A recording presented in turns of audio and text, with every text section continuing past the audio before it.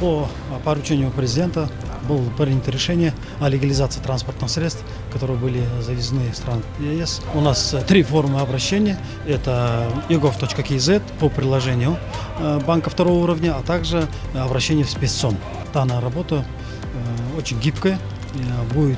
Каждое заявление будет отрабатываться индивидуально. То есть мы до завершения легализации будем усовершенствоваться. Граждане все довольны.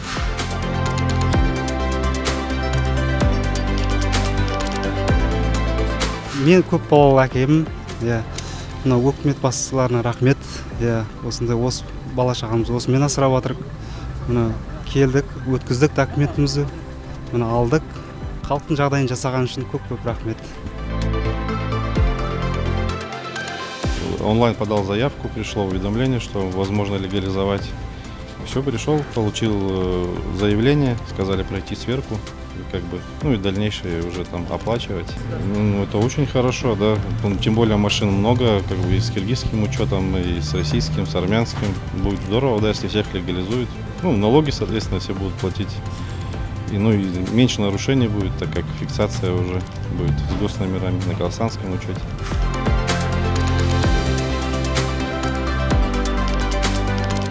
Оформить еттік, мінекей бұйыртса номерді алып жатырмыз. Жалпы тез өтті. Көліктерді осында бізге Қазақстанға кіргендіктен кейін мына өкіметтің бізге беріліп отқан мүмкіндігі өте дұрыс деп ойлаймын да. Қаражатқа сатып алдық. Сол қаражатымыз ақталып тұр да. Өкіметтің госпошлинасы ыңғайлы болып тұр.